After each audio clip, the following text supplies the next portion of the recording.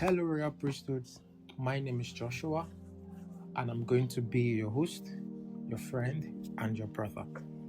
I welcome you once again to this transformative space, and I'm certain that you would find the rest for your soul and transformation needed to live a life that is really worthy of living through the lens of God's wisdom and also attain a level of transformation that is consistent with the fullness of our being. So today, we are going to be talking about what I call Project Adam. And I know that many of us are familiar with the word Adam. So just to bring a little definition to it, Adam means mankind. So when we are talking about the Project Adam, we refer to both male and female gender. So the Project Adam, the definition and description of man has been something that has sparked multiple debates across philosophy, across theology, and even within science. Many individuals in science might believe that man is just a being, is just a complex being that has, that functions from this realm, from this earth realm. Many in neuroscience have come to believe that every of our activities is defined by our bodily organs and the system that makes up a man. Philosophy and theology have always believed that man is beyond what we can see, beyond just the very visible materials that we can interact with. But I believe at the core of every man, within every man, is a desire. Something that always draws us for more, something that always pushes us for more, something that makes us question even the fabric, the core of reality. Beyond just the many thoughts in our brain, in our head, in our mind, there is a deep feeling, something more like something's missing or an answer we are trying so desperately to know. Many of these evidences can be seen across different aspects of life. We've had scientists exploring space, we've had miners digging into the core of the earth, searching our raw materials. We have a lot of researchers, people studying cultures, people studying plants, people studying animals on the earth and those within the sea. Just different branches of knowledges that exposes the inner desire of man, not just to understand his habitat, but also a desire to know exactly how this world works. And I believe that this desire is not just a random feeling or a random thought. It is a deep call from within that the Creator had placed within our very being.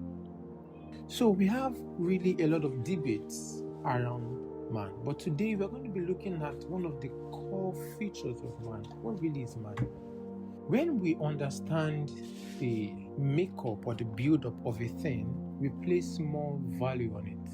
We understand what it is used for. Everyone that has probably at one time or the other got a new technology to use, probably be it a phone, be it a laptop, an iPad, whatever device you must have gotten. And we are in 2026 where we have a lot of inventions going across different aspects of the world.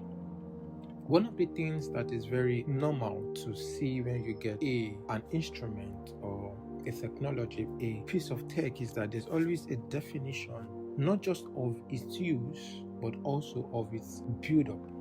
So you cannot that, this screen was made from this, the speakers were made from this, these drugs were made from this. I believe everyone at one point or the other have gotten drugs.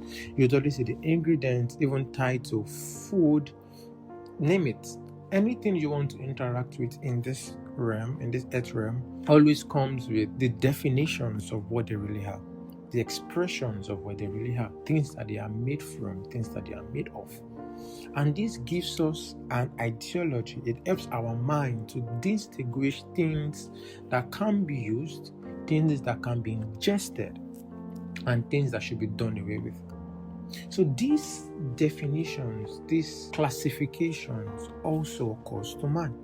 if we do not understand our core, we do not understand what we are made of, then we are going to be exposed to different ideologies that can expose us to a life that is outside what we have been created for.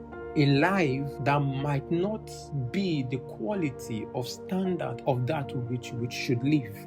So I believe everyone at one point or the other, there's a lot of debates out there. Many people are coming to say man is made up of a spirit, or man is a spirit, he has a soul, he has a body. Neuroscience specifically believes that all of our expressions are bound to our brains. Yeah. So theology believes that, man has a soul, and this soul is something immaterial that does not exist in this realm. There's a lot of deliberations. In fact, in the 21st century, we are seeing a lot of many definitions now. That somebody that might be biologically a male can decide one day or the other that, I'm not this, I'm not that. Everybody's having an opinion to themselves. People are developing opinions, they're developing ideologies to sustain a reality that really does not exist. Put the world in jumbo, put everyone thinking about this, thinking about that. What really is the expression? What really is the truth? What really do we know? What really do we not know? Are men altered? Are people altered? At a certain point when a child begins to develop, that there are alterations to his being, to his makeup. And there have been a lot of scientific researches and works done. People at the lowest level of growth, certain things can be altered in the DNA and all of that. Deep researches, very wonderful works. But how does this affect humans? So now today I'm going to be shining more light on understanding the human soul, which really is the entirety of our being. Neuroscience, like I've said earlier, I've talked down that we do not have an evidence of the human soul. And when we know about science and we interact with science, we know of the fact that science accounts for things that it can prove in the lab, or something that has specific evidences that can be tested. And if we don't have a physical evidence of that thing, then science will most likely do not believe it. That's why over the years, until recently, majority of the science body will believe that there was no God. Many had postulations. Because of this singular belief, it has led to multiple expressions of knowledge. Some believes that the world started with a Big Bang theory. Some believes that humans were modified. We passed through different layers of evolution before we eventually have what we have now. A lot of denying the existence of one thing opens us up to a whole lot of possibilities of something that might be. We were not there. We are not really sure. But just think about it, think deep about it, that denying the fact that there can be a God, or there is a God that was intentional about the creation of this world, has led to a lot of postulations, a lot of thought processes, which interestingly over the years have gained credible acknowledgement from institutions, from intellectual bodies, from different aspects of the world, and even has been materials to teach growing generations in a bid to give answers to really where we are from or what the world is made about. But also, we have seen certain scientists within the space of science, that has given us certain things that are not consistent with the ideology of man. Now, I'm going to approach the object of the soul first from a scientific standpoint, and then we go into the truth of the matter, which is the creative ability of the one true God. In the mid-20th century, there was a neurosurgeon by the name Wilder Penfield.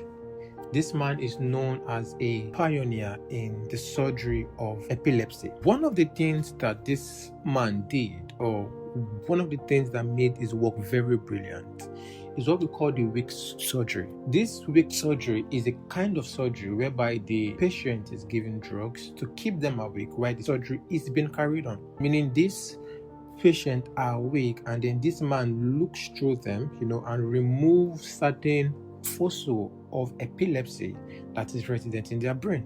That was his own specialty. But then Wilder Penfield was also a spiritual man. He was also someone that believed in the spiritual reality. He believed in God. He was a religious man, so we would say in this time and now. And one of the things that he noticed is that people that have epilepsy have seizures. the body shaking, certain things to just depict that this person is having seizures. But he has noticed that there is no intellectual seizures. Nobody suddenly had a seizure and was doing certain intellectual massive brain work.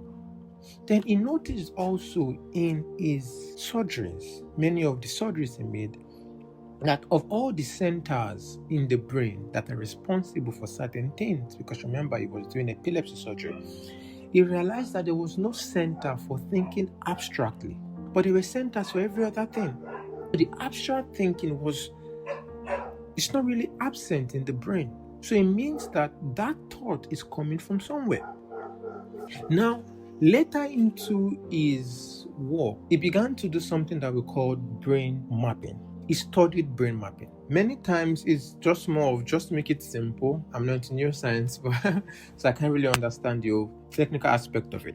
But in a very simple term, just think about it. Imagine in the brain we have a lot of neurons, more like what we call sparks, electrical sparks. A other scientist that is also named Benjamin Libet, also in the mid-20th century, he made an experiment that's also called the free will experiment, which were sequel to the work that Penfield had done. And he noticed that before we do certain things, before we think of something, like for instance, you want to pick up a pen, you want to eat a food, you want to, do certain things, he says before that thought enters into your mind, there's always a spark in the brain. Think about how fascinating that is. That before the thought enters into your mind, there's always this spark in the brain. So for instance, let's say you want to switch on a light socket. There's a spark in your brain that signals that action, and then you not think, I want to switch off this. But then they noticed, he told his test subjects that when a thought comes, let them tell themselves, I'm not doing this. So let's say after the spark comes to your brain, you walk up to the light switch and you say, no, I'm not going to flip this on or off. He says that when you make that decision, no spark shows in the brain. Saying simply or in simple terms, that desire, that thought did not come from the brain. It must have come from somewhere, because the brain cannot express or explain free will. There were other scientists, neuroscientists also, that had a very great work. The likes of Roger Sperry, Justin Sargent. These guys performed what we call the split brain surgery. Imagine splitting your laptop into two and your laptop still works as it should. That was the summary of the experiment, the surgeries. They realized that patients had undergone a split brain surgery actually lived a normal life. So to say that there has to be something outside of the body that has the ability to sustain the body. So I know there's still a lot of deliberations, debates as to whether this is so or not, but that's not our. Let's go straight into what the word says. So we've seen from certain scientific experiments, there's also this wonderful story of a patient that is called Brenoid. This woman had a medical issue and was placed through surgery. And then I think this was one of the near-death experience situation that gained widespread. This woman was clinically dead. Her body temperature was reduced to about 50 degrees. Blood circulation was cut off totally from her brain. In fact, they had to put an headphone over her head for music to be played, and just to track her brain activity to be sure that the brain was not functioning at the time. So she was like clinically dead. And the most interesting part was, for the whole time where the surgery was being taken on this woman, this surgery was being carried out on her, obviously she was clinically dead. But guess what? After this woman came back to life, after they were done with the surgery, she was brought back to life. She described everything that happened while the surgery was being carried on. She claimed she saw the whole thing. Where was she seeing from? She was brain dead, clinically dead. This word is too intentionally structured to be random. Now let's look straight into our focus, really. Think about it. We know that God exists. Everything in this world tells us that God exists. But now, looking into the Bible, I'm going to read a quote from Hebrews chapter 1. And in Hebrews chapter 1, the writer began to tell us about a topic or an ideology that is called faith. Faith is a way of living, literally. Faith is a life. It is a life that's pattern that exists in a plane that is not earth. It is a way of life of a civilization. That is what faith is. And we know that faith is the way of life of the civilization that men or that man truly is from. Now, Hebrews began to tell us about this world. It began to tell us about the creation of this world. Because like I said earlier, science have their definitions. The same way we know through faith, theologically, that this world actually came from somebody. It was thought out, it was planned out, it was structured. Now in Hebrews chapter 1 verse 3, the Bible began to tell us that by faith we understand that the entire universe was formed at God's command. That what we now see did not come from anything that can be seen. This is a solid foundation in understanding how this world works. A solid foundation. Think about it. That everything your eyes can see, everything your hands can hold on to, everything your body can feel came from a reality that cannot be seen by these eyes. That is fascinating. That is deep. That is thought-provoking. That everything that can be seen, everything that can be interacted with, did not come from this earth realm. I really don't know how long the earth has been in existence, but there are scientific proofs that things have been in existence for millions of years, for thousands of years, thousands literally. It tells us, it paints the picture. If everything I see and interact with came from something that is not seen or from somewhere that I cannot see with my naked eyes, then it begs the question that there is more to life. And even so, there is more to me as an individual. When we begin to study the structures, the understandings of these things, God in his wisdom, think about it, a supreme being, one that the human brain cannot really understand. Dr. Miles Monroe of blessed memory said something. He said, religion is man's way of finding God. Man's attempt to find God is what we term religion. God in his power, in his wisdom, imagine a king in another reality, a reality that we call the spiritual realm. I think in essence, our realm is actually the spiritual realm. Why am I saying so? Because we automatically define the realm of God as something that is abstract, something that is intangible, something that is not real. You know how we describe spirit? Like smoke. It is there, but it's not weighty. But that realm is just as real. It's a civilization of its own. I mean, today we debate about aliens and the likes. I believe that the debate about aliens, I don't know if they're aliens or not, but this debate started because men began to interact or report of something that was not part of the ordinary. Rumors doesn't just spread up from naturally. Rumors don't just spread up because man thought about it. Rumors spread up from someone seeing something strange, people experiencing certain things. But we know that this world, there's more to it. Now imagine a civilization that God, the creator of heaven and the earth, started. And in that civilization, one day, I don't know if the word one day is perfect to describe it, because in their reality, in our true reality, time does not exist. Think about it. God decided one day that, I am a king of a kingdom, the kingdom of heaven. That is my civilization. That is home in our term of definition. And God decides, I have created the whole of the universe. Just as the British Empire would go from place to place to establish their rule, God decides, I want to conquer, I want to establish this kingdom of heaven onto every sphere. And God looked upon her and said, this is a perfect place to begin with. And God began to create the firmament, create the seas, create the creatures. And After he was done creating everything that the earth needs to survive and to survive by, he looked within himself and decided that let us make man in our image and after our like. Imagine a supreme being. Before we even think to the level of a supreme being, let's look at the realm of man.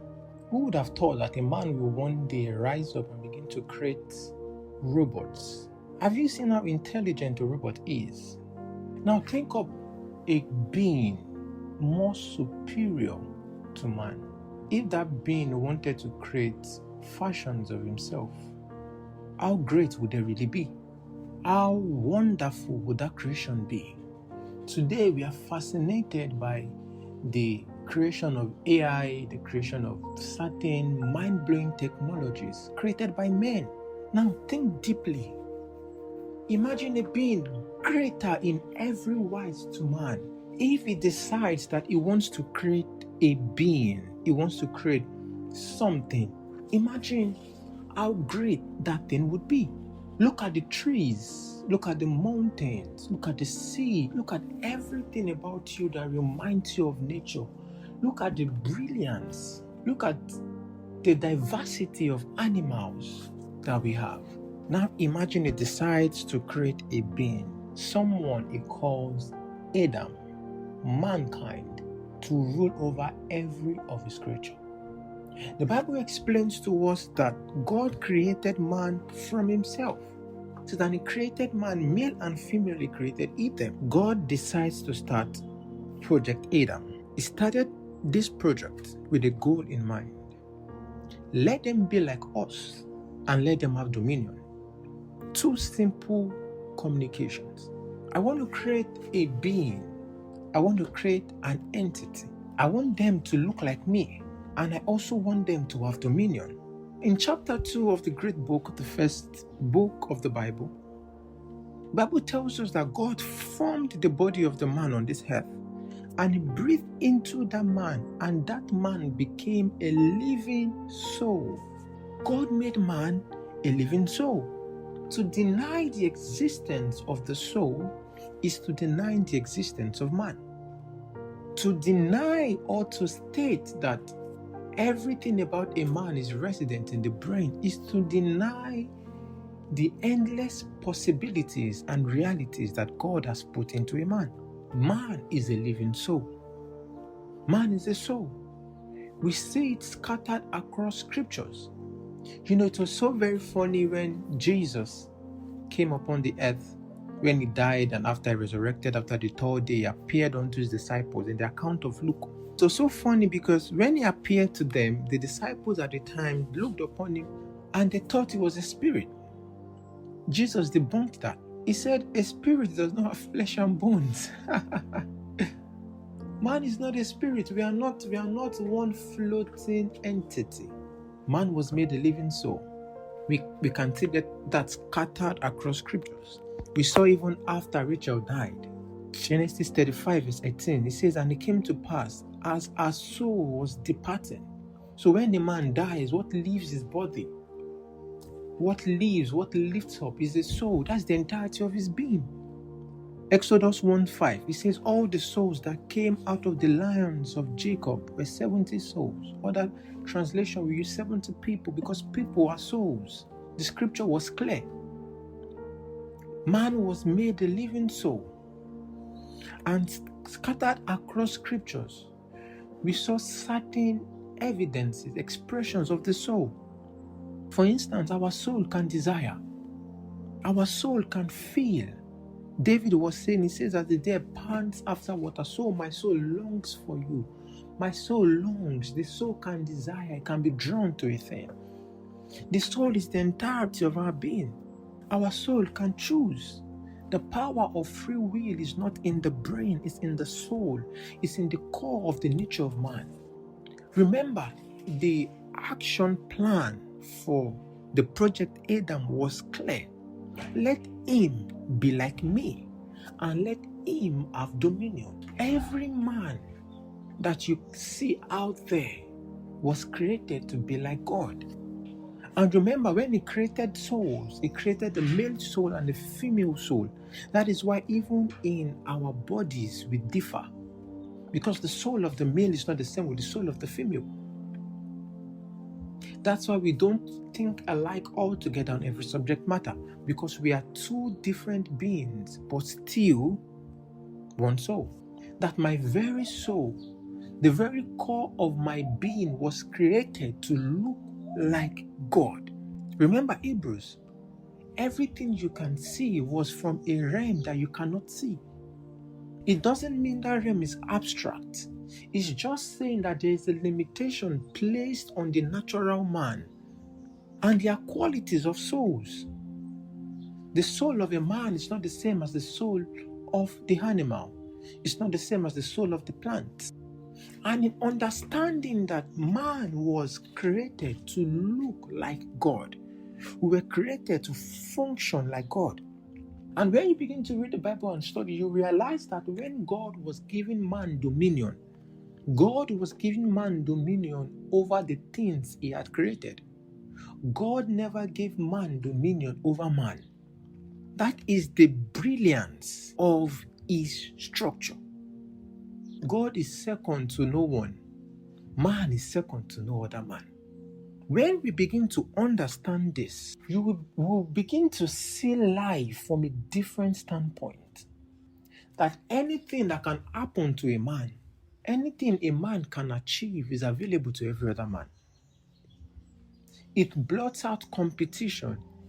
See, the ideology why many people, or why man as a whole being, why we develop an identity that is less to the other man, is because these world structures have defined how a man should be.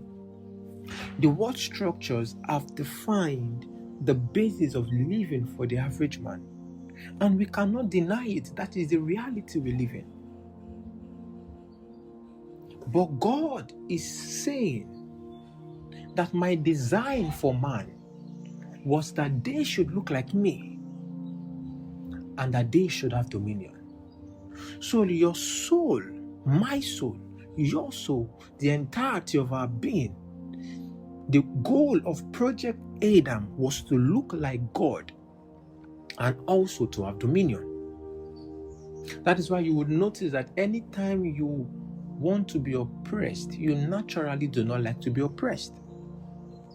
You naturally do not like to not have things figured out. You naturally do not like to be in ignorance. You naturally do not like to live a low life. You naturally do not like to be the lesser person. You naturally do not like to be the man in the shadows. You naturally do not like to worship another man. Why? This is proof and evidence that we were created just to be like God. That is why in the kingdom of God, it says that Peter speaking to the church, it says, ye are a royal priesthood. In the kingdom of God, every man, every soul is kingly in structure. Every of your desires to be great, every of your desires to be domineering, every of your desires to walk in multiple wings from time to time is natural to the human soul. And because the human soul was also created to look like God, it is eternal. Our souls cannot die. We are more alike to God than we claim to admit. So what the enemy wants to do now is to reduce the beauty of our soul to the life of animals. Let me tell you how that plan is going on. Remember, your soul was created to look like God. It was created to function at the God class. My entire being was created to look like God. But let me tell you what the devil is doing. Look at the animals. Do you see how we dictate for animals? If you own a dog, you can decide today that, these dog furs are becoming too much. I want to remove them. We happen to have a dog in my household named Rosie. And Rosie's life is simple. Let me describe her life for you in just simple words. Rosie wakes up. Rosie finds food. Rosie sleeps. Few times Rosie makes you happy. Other times she wants to be alone. Rosie does not really have a sense to live in. And every time Rosie is on it, as female dogs are, Rosie meets with another man, reproduces, and Rosie's life continues. That is the excellency of the life of the animals. Do you see that now? The world is structuring the average man just to think about certain specific things. What to eat, what to drink, find a mate, get married. I mean, marriage is God's standard, but think of it in this light. And then get married, enjoy your life, pleasure-driven, and that is the end. We die. And after death, they tell us that's the end, live life. But that is the animal life. That is the excellence of the animal life. So God is calling out to every soul, calling out to everyone, and He's saying that you were designed to look like the mighty God. Do you know how intentional God is with His creations? How very intentional. Jesus was teaching, and Jesus was saying that the hair on your head are numbered. It takes a very intentional, what we describe as intentional man. God is an intentional God. He is so intentional. The Bible teaches that if a leaf falls from a tree, God is aware. Are you telling me that a God that intentional does not have a plan, did not have an agenda when He started man? Every of these labels, every of these definitions that man is trying to give to the soul of man outside of the wisdom of God is reducing the quality of our lives. Our soul was created to be more. We were created to dominate the entirety of the Godhead. That is why after God made man, the next thing God wanted to do was to place in him a spirit component. Now, the spirit component, think about it of this way, as a consciousness. Let's use the example of two phones, an iPhone and an Android. You would see that there are some phone brands. Let's use the iPhone 17 for an example. There are some phone brands that looks like the iPhone 17. There are some other phone brands that they have similar build up. I mean, by their physical look, by the hardwares. You can see, this camera looks like. There's some phone that you see from a distance. That looks like an iPhone, but upon closely looking at it, this is an iPhone. What separates both of them is what? It's the software. No matter how much a phone looks like an iPhone, as long as the iOS within it is not Apple iOS, or the software rather within it is not Apple iOS, it's not an iPhone. As much as the phone might look like an Android, as long as the software within it is not an Android software, it's not an Android. So the same it is with man. When God created the soul of a man, the entirety of a being, God included the software in that soul that is called the spirit. The software is there to power up the soul to live the fullness of a God life.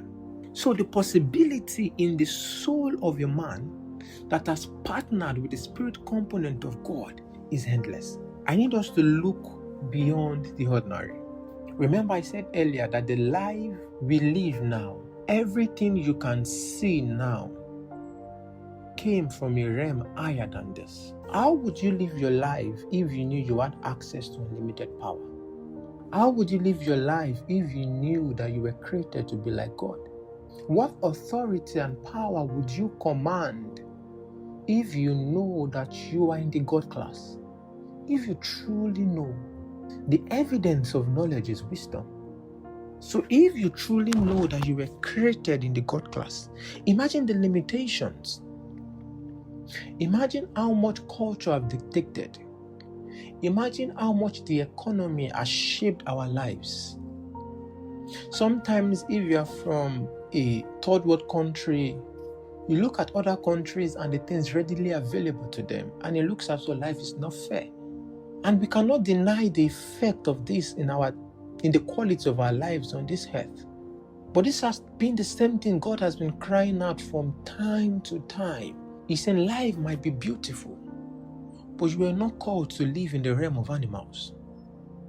Your soul has been empowered if you are in Christ. If the life of God is within your soul, there is an empowerment within you that allows you to live the God kind of life. That although we live in this world, we are not subject to the rulership of this world. We have not been created to be like zombies.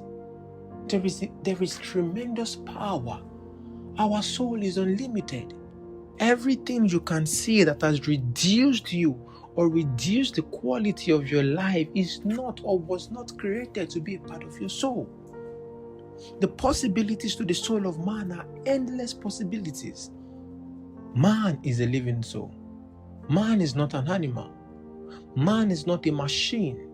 He is a living soul, a soul created just to look like God, to exhibit the authority of God, to have dominion just as God has. I want us to start thinking beyond and above. I know that situations, life choices, things that we have done in the past might have created an impact, created a weight upon our soul, and we start thinking, how can these things be? I'm reminding you today that if you look within yourself, there is something within you that is calling you to step out.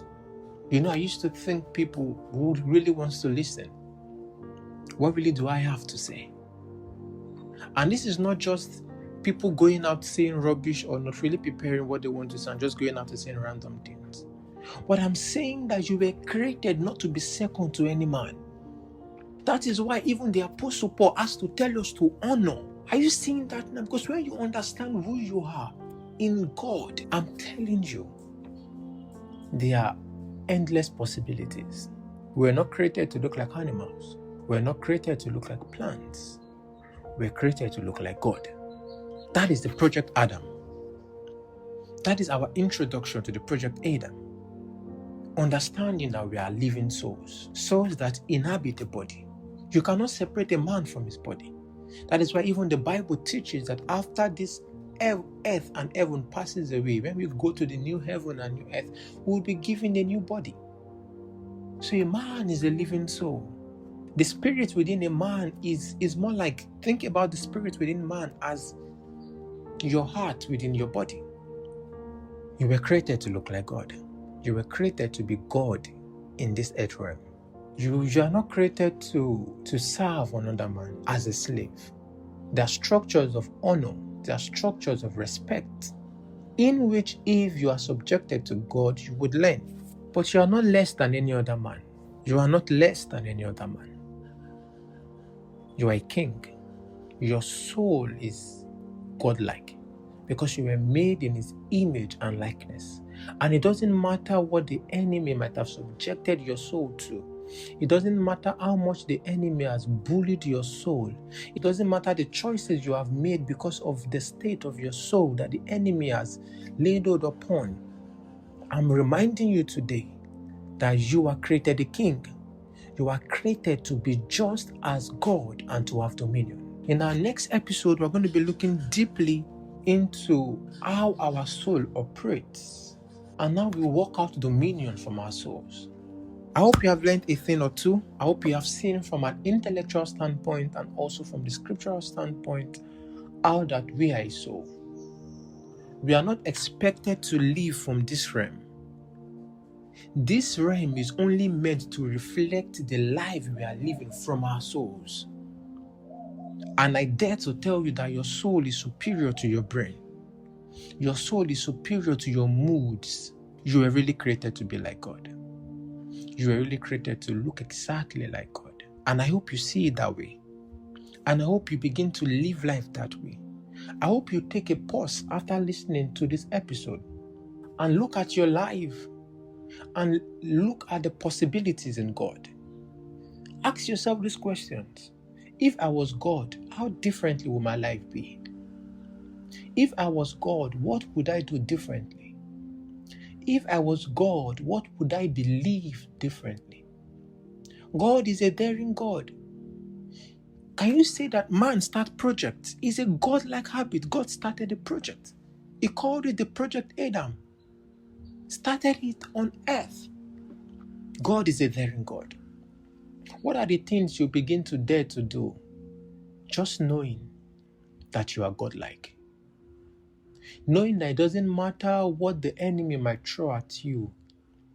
It's not in the nature of God to quit. No, you cannot. There are kingdoms in this world that we have to dethrone. There are mountains in this world that we have to conquer. Our assignment is simple. Look like the one true God and bring his kingdom by every means possible to this earth. That is the call.